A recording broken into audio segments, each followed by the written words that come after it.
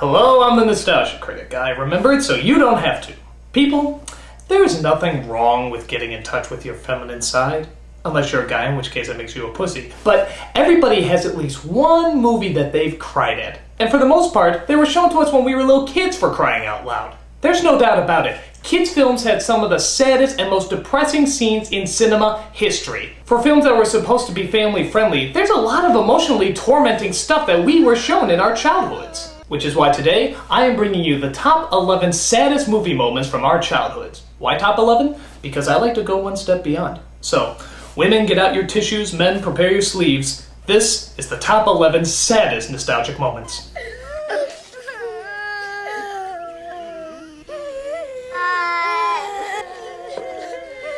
Number 11. Saying Goodbye from Muppets Take Manhattan. You wouldn't think the Muppets would ever be able to get you teary-eyed, but at the scene where they all had to go their separate ways, it's pretty damn depressing. Saying goodbye, why is it sad?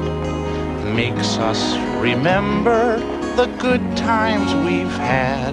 Out of all the Muppet songs ever sung, this is by far the saddest, making us feel bad for a bunch of talking socks, for crying out loud. That's the sign of good storytellers, when the movie has you feeling emotionally attached to an amphibian and a hog. Wanna cry, saying goodbye. Get ready for lip to quibble in 3, 2, 1. It's time for saying goodbye. Number 10. The Bluebird song from Follow That Bird. This takes place after Big Bird is captured by two carny folk who want to parade him around as a circus attraction. The guys masquerade him off as the Bluebird of Happiness. Oh boy, Bluebird of Happiness? That sounds uplifting! I'm a bluebird that's been dreaming of a rainbow I can follow to that old familiar place to be back home again. Sunny days. I mean, geez, this is pretty damn depressing for a Sesame Street movie. All that's missing is for a single tear to fall down Big Bird's eye. Oh, that's just too much! If you're not crying by the end of this Bluebird song, get your eyes checked. Number 9. Death of Littlefoot's mother from The Land Before Time. Let's face it, dinosaurs are always going to be cool, but who would have thought you could actually feel sorry for them? The Land Before Time had a lot of depressing moments, but the saddest one of all is when Littlefoot's mother fights off the evil Tyrannosaurus Rex and sacrifices her life in the process.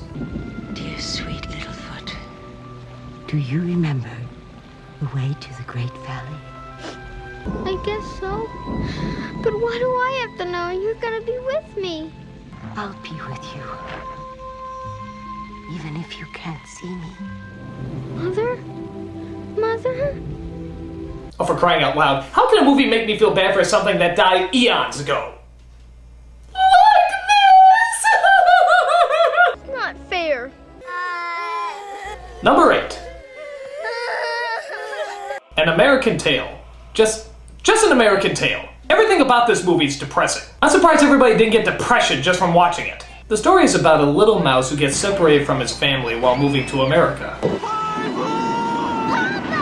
The family thinks he's dead, but the mouse continues to look for them anyway. And the rest of the movie is a fucking tease. He thinks he hears his father's violin, but it's just a record player. He thinks some other mice can help him out, but they don't help him out at all. He thinks he found his family's house. Jesus! And on top of that, every other second he walks right past his family as they just barely miss each other. Just turn your head to the left, damn it! Papa! 5. No, go back! No, the other way! God damn it, just get together! Oh, thank God! This film was directed by Don Bluth, the same guy who directed The Land Before Time. His philosophy was that children can handle just about anything as long as you attach a happy ending. Fuck you, Mr. Bluth! I may be able to take it, but my therapy bills won't! Number 7. The ending of What's Opera Doc. This is considered one of the best cartoon shorts of all time. It was epic, beautiful, and of course, funny as hell. It was satirizing all the Wagner operas in both music and scope, but takes a real surprising turn at the end when Elmer Fudd, the god of lightning here, tries to strike down Bugs Bunny with all his lightning bolts. Lightning! Strike the rabbit! Oh boy, what's it gonna be like, all crispy and black or something?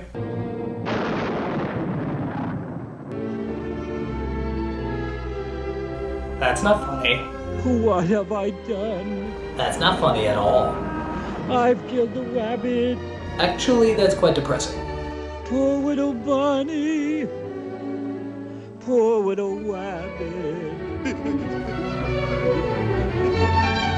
Oh, what the hell? This is Looney Tunes! They're supposed to make me laugh, not sob my eyes out! Bugs Bunny made me cry!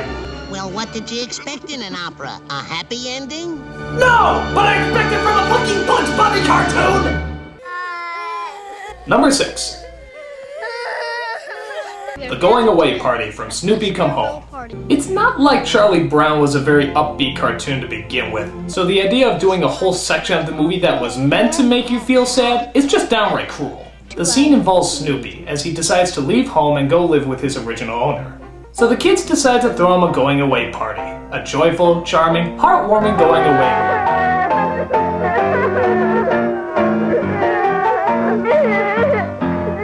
And if that's not bad enough, Charlie Brown sings about what it's like to say goodbye right after this scene. Just when you think that you know where you stand, that's when the scenery changes. You know what I need? I need more hellos. What is up with these people? They're supposed to entertain our kids, not depress the fuck out of them!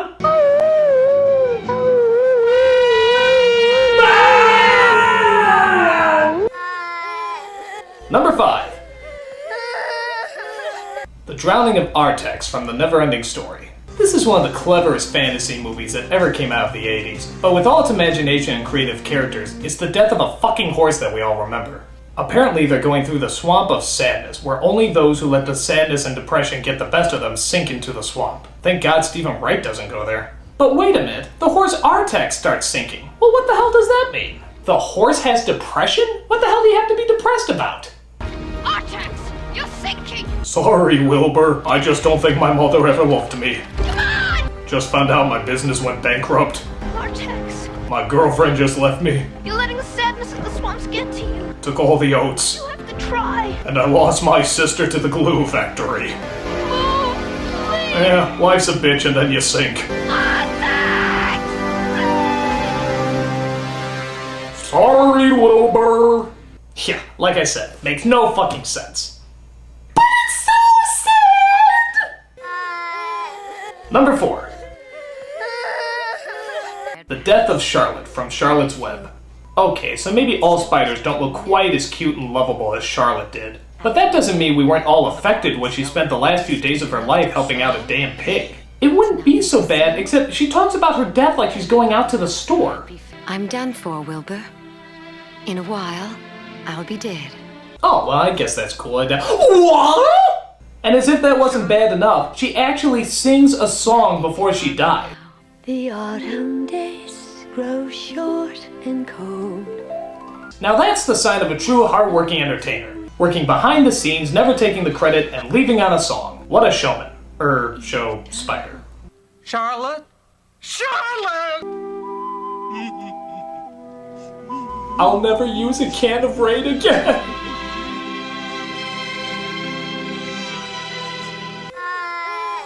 Number 3. The funeral scene from My Girl.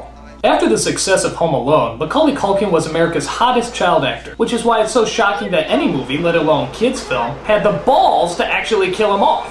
This girl has a lot of grief to live with. Not only is her only friend in the entire world dead, but she's the one that knocked down the beehive that caused him to get stung to death. It's because of her moon ring that Culkin went back. Her dad is the undertaker of Culkin's body. The funeral is held at her house, and she finds out that the teacher she had a crush on is getting married on the exact same day. Who's that? She and I are going to be married this fall. I don't know what medicine they gave her to stop her from turning into a psychopath, but I need some! Where is his glasses? He can't see without his glasses. Put his glasses on. Put on his glasses. I need some! He was going to be an acrobat. Number 2. The death of Spock from Star Trek II. Okay, I know this is a bit of a stretch, but hey, a lot of kids did watch Star Trek back then. And even if they didn't, we all knew who Mr. Spock was, the pointy-eared guy. So when we saw him sacrifice his life for the team, you can rest assured every Vulcan was crying green tears that day. Live long and prosper. Rock on, man. The idea of killing off a main character in a Star Trek movie was unpredictable, but the idea of killing off Mr. Spock, the most popular character on the show? That was just fucking insane. I mean, nobody saw that coming. Now granted, a lot of us know that he comes back in the following sequels, but we didn't know that at the time. We thought he was really dead, especially when Kirk makes his big hammy speech at the end. Of all the souls I have encountered in my travels, his was the most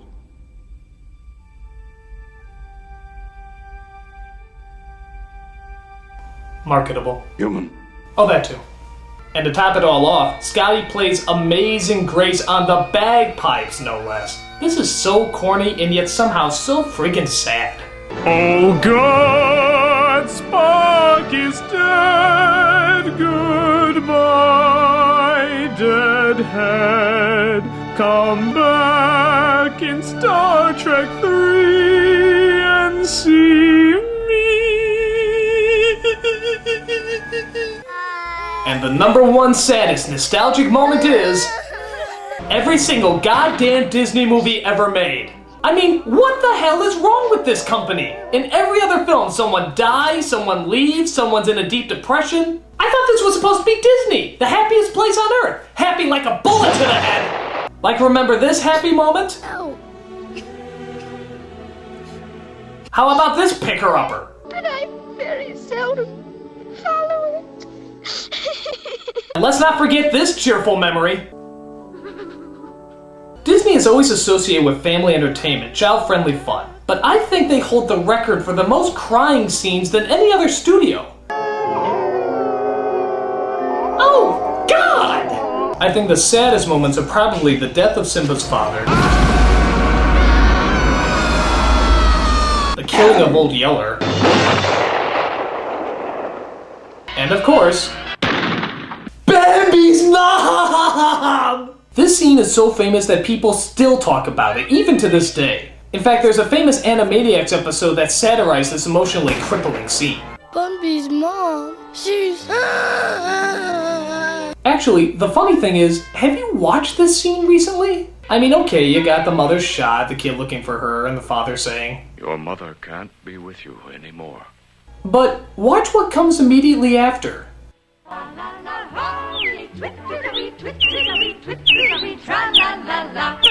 the hell? It's like we can't let reality sink in too deep, so here's some pretty birdies! Ooh, look at the birdies, look at the birdies! Nobody's dead, nobody's dead, it's just birdies, birdies. You still sad? You still sad? Oh, look at the keys, look at the keys, the pretty little keys!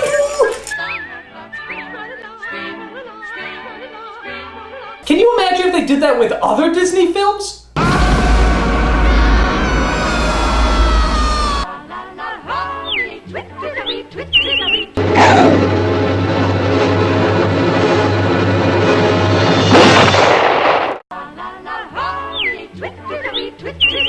Sorry guys, it isn't that simple. When somebody dies, birds and flowers don't always pop up to make everything better. You have to deal with it, like everyone else in this cruel, depressing, kid-friendly world. I'm the Nostalgia Critic. I remember it so you don't...